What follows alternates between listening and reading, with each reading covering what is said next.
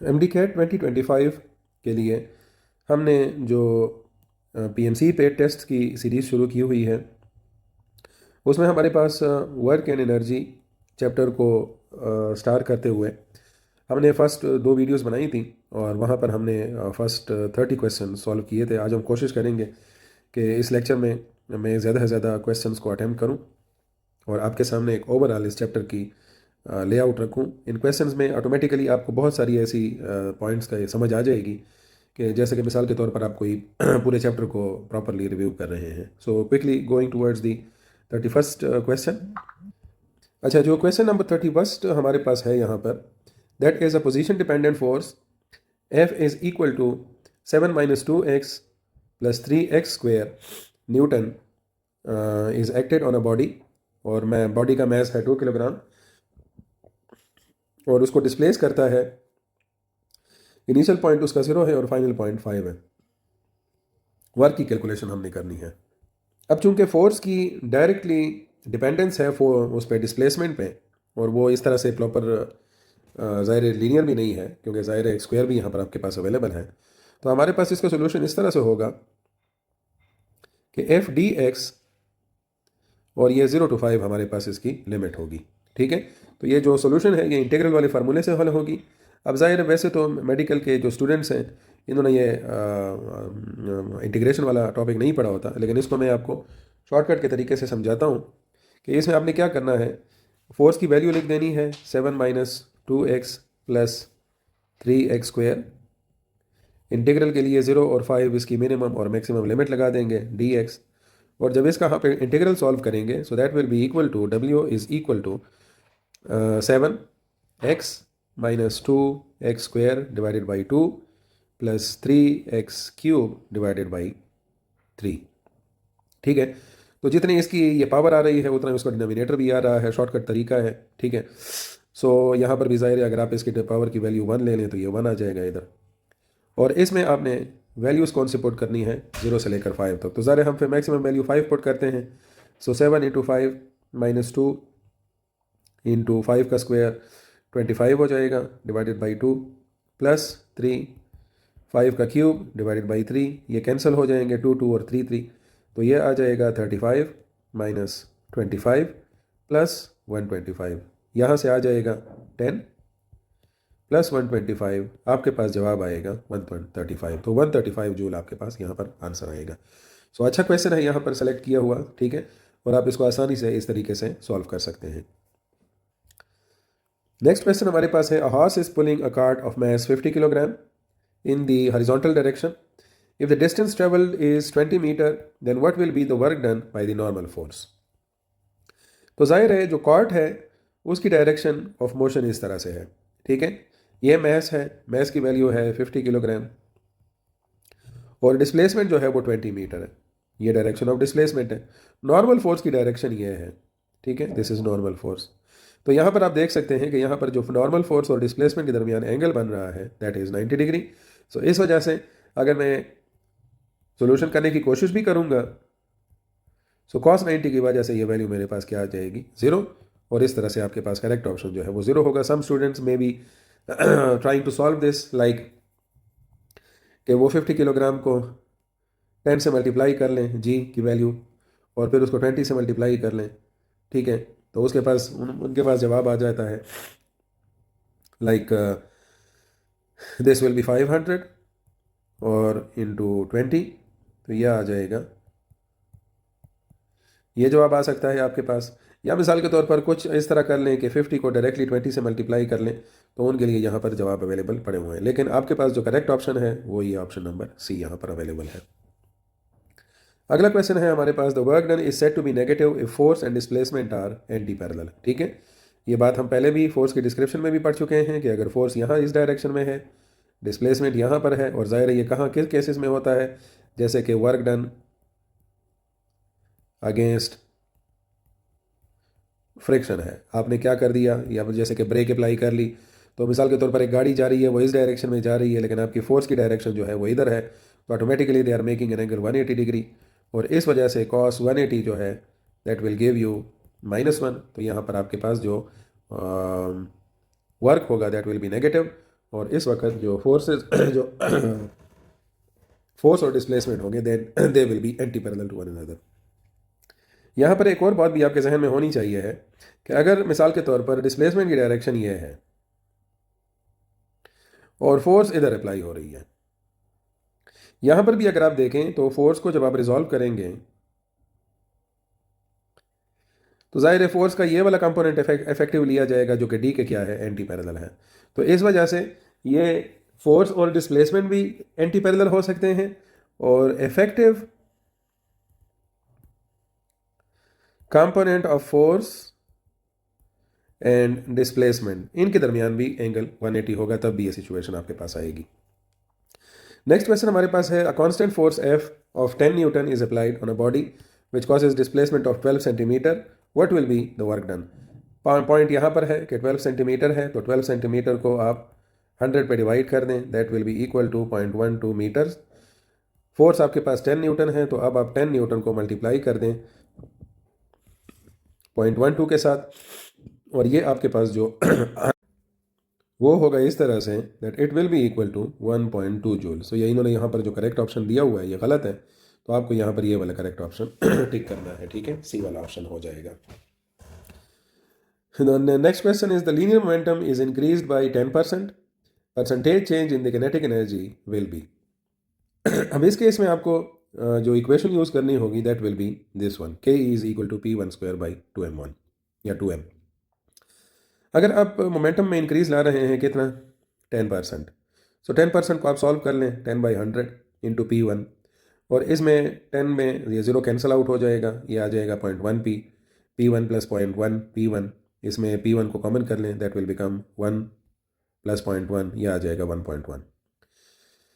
इस तरह से KE2 की वैल्यू आपके पास आ जाएगी, इसमें P2 की वैल्यू यहाँ पर पुट कर दे हैं और 1.1 का स्क्वायर आ जाएगा 1.21, बाकी मटेरियल आपके पास वही पड़ा हुआ है।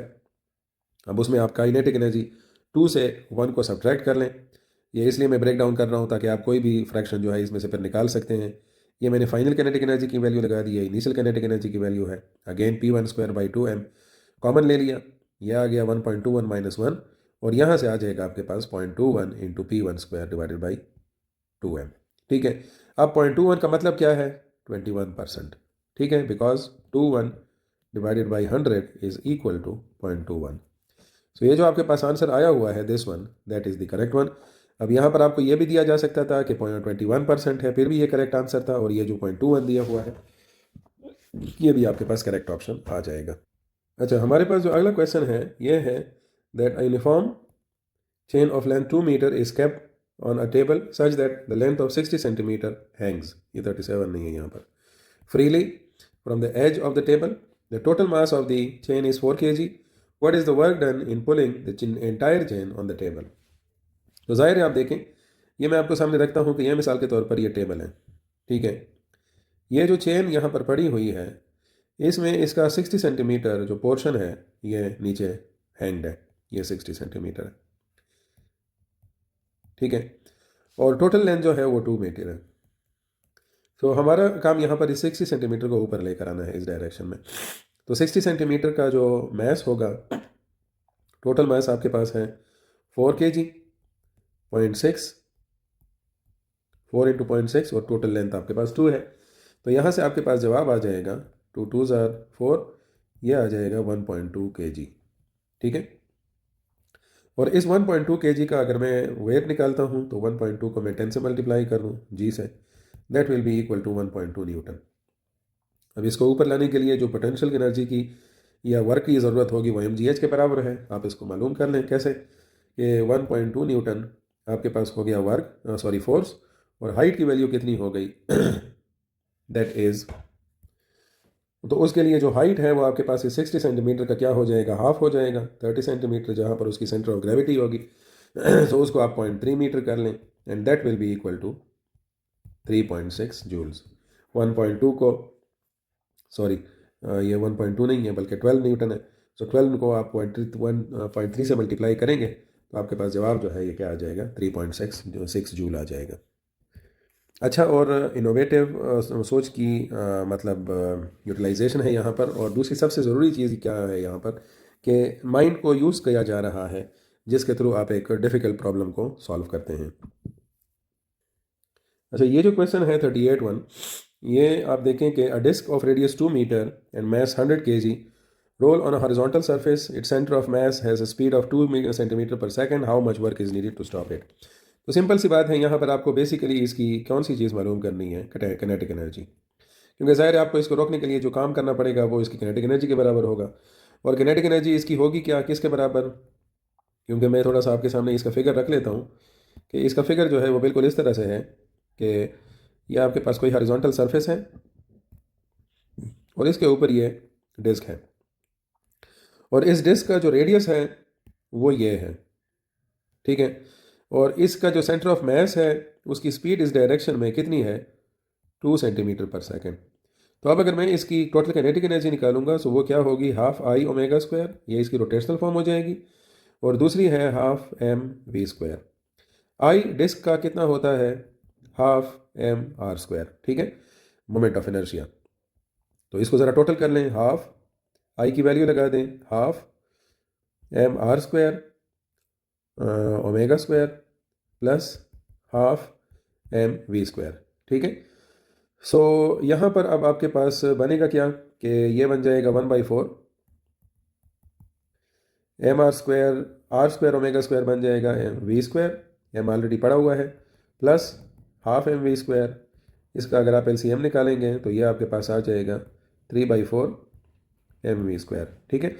तो इसमें आप वैल्यूज़ लगा दें, 3/4 एम है 100 kg, और जो इसकी स्पीड की वैल्यू है 2 सेंटीमीटर पर सेकेंड है, सो 2 इंटू 10⁻⁻², इसका स्क्वायर हो जाएगा। तो ये अब आपके पास जवाब क्या आ जाएगा, 3 × 4 इंटू 100 इंटू 9, सॉरी 2 का स्क्वायर हो जाएगा 4, और 100 ये 10⁻⁻4 हो जाएगा, ये -2 का स्क्वायर -4 हो जाएगा। तो इस तरह से आपके पास आंसर आएगा 3/4 इंटू 100 इंटू 4 इंटू ये 10,000। तो ये इसके साथ कैंसल आउट हो जाएंगे दो, और फिर उसके बाद जो फाइनल आपके पास सोल्यूशन आएगा दैट विल बी 4 कैंसिल हो जाएंगे, 3/100 आपके पास जवाब आएगा, and it will be equal to 0.03 joules.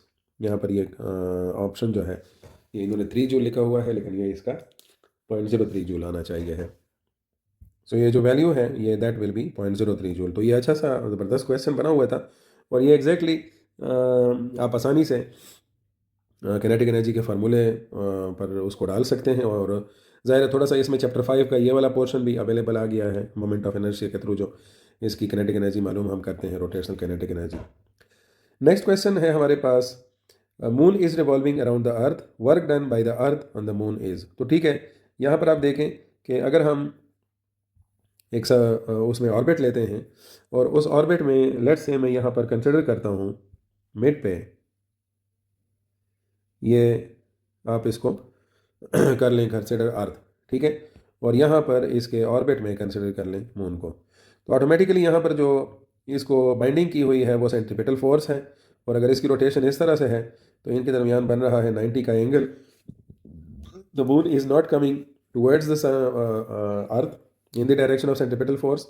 तो इस वजह से इसका जो वर्क है वो क्या हो जाएगा, ज़ीरो हो जाएगा। सेंट्रीपिटल फोर्स कोई भी वर्क नहीं करती किसी भी सिस्टम पर, और इस वजह से आपके पास ऑप्शन जो है वो क्या होगा, ये ज़ीरो वाला।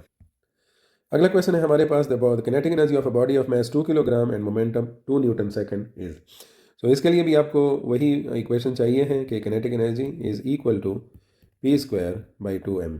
तो P की वैल्यू आपको दी हुई है 2 न्यूटन सेकंड, सो 2 का स्क्वायर हो जाएगा, और 2 इंटू m की वैल्यू दी हुई है 2 किलोग्राम, ठीक है।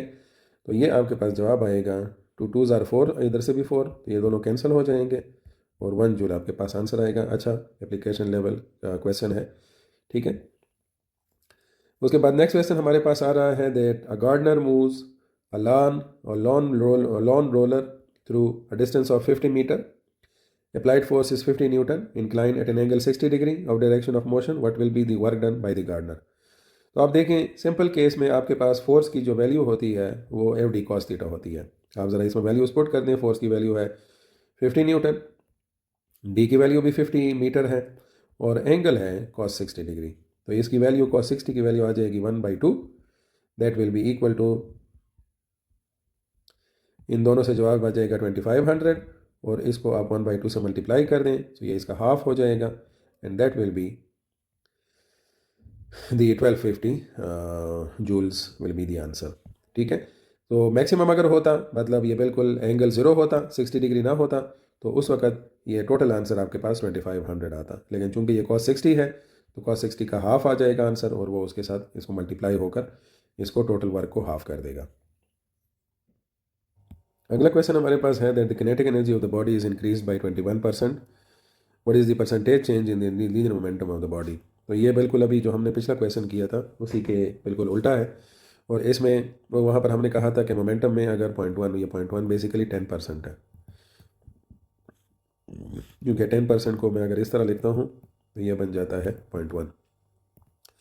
तो अगर 0.1% 10% चेंज आता है मोमेंटम में तो किनेटिक एनर्जी में 21% चेंज आ जाएगा। ठीक, इसलिए तो आपके पास जो करेक्ट ऑप्शन होगा that will be this one, 0.1 which is 10%। Which of the following types of force can do no work on the particle upon which it acts? Frictional force काम करती है, ग्रेविटेशनल फोर्स भी काम करती है, centripetal force जिस तरह हमने इससे पहले वाले न्यूमेरिकल में क्वेश्चन में देखा था मून और अर्थ वाले एग्जांपल में। सो सेंट्रीपिटल फोर्स जो है वो काम नहीं करती because it does not bring closer the object in the direction of force. तो डिस्प्लेसमेंट बिल्कुल फोर्स के बिल्कुल परपेंडिकुलर होती है। मैं यहाँ पर आपके सामने एक फिगर भी ड्रॉ कर लेता हूँ फॉर क्लैरिटी। लाइक ये आपके पास सेंटर है, कोई सर्कल है, इस सर्कल में ये डायरेक्शन है जिसके थ्रू सेंट्रीपिटल फोर्स अप्लाई होती है और ये डायरेक्शन है कि इसको मैं अगर लेता हूँ टेंजेंशियल, जो कि मुख्तलिफ पॉइंट्स पर आप ड्रॉ कर सकते हैं। मैं अगर इसकी वी की डायरेक्शन लेता हूँ टेंजेंशियल वेलोसिटी की, तो इनके दरमियान 90 का एंगल बनता है डिस्प्लेसमेंट और सेंट्रीपिटल फोर्स के, और इस वजह से यहाँ पर आपके पास जो वर्क होगा वो क्या होगा, 0 होगा। 44 है, in case of harmonic oscillator total energy remains constant. Simple सा क्वेश्चन है। If momentum is increase by 20% then kinetic energy increase by 44% हो जाएगा। इसका भी बिल्कुल पॉइंट वही है कि P2 आपके पास आ जाएगा P1 इनिशियल मोमेंटम प्लस 20%। सो 20 को आप इस तरह से लिख लें, ठीक है, 20%, और इसको फिर आप सॉल्व करेंगे तो ये आपके पास वैल्यू आ जाएगी P1 कॉमन कर लें 1.2 आ जाएगा।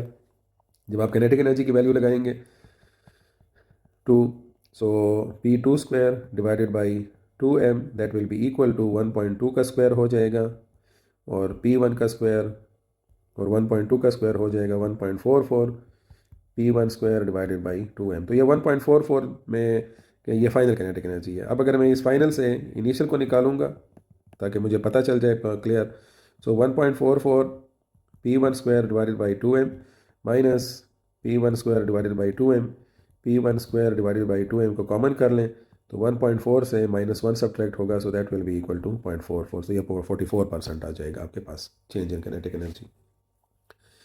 46 है आपके पास, force 20 plus 10 y Newton is acting in y direction. Work done by this force to move the particle from 0 to 1 meter is. इसकी भी सोल्यूशन हमारे पास उसी तरह से इंटीग्रल के फार्मूले से निकलेगी। Work is equal to, integral में दो लिमिट्स हैं 0 to 1 और f की वैल्यू है 20 plus 10y dy। इंटीग्रल इसका निकलेगा 20y plus 10y square by 2 और लिमिट्स हैं 0 और 1, तो 1 आप वैल्यू लगा लें y की जगह, सो 20 into 1 plus 10 into 1 square by 2, यह आ जाएगा 20 और यह आ जाएगा 5, 1 का स्क्वायर 1 के बराबर है, सो आपके पास जवाब आ जाएगा 25 जूल। ये आपके पास करेक्ट ऑप्शन आएगा। सो इस तरह के क्वेश्चन इतने मुश्किल नहीं है, बस आपको थोड़ा सा इंटीग्रल वाला फार्मूला आना चाहिए कि जो कांस्टेंट है उसके साथ y आ जाएगा, जो y है उसके साथ स्क्वायर आ जाएगा। अगर यहाँ पर y स्क्वायर होता तो फिर y क्यूब आ जाता यहाँ पर और नीचे भी 3 आ जाता इधर। तो इस तरह से आप आसानी से इसको सॉल्व कर सकते हैं। अगला क्वेश्चन है 47।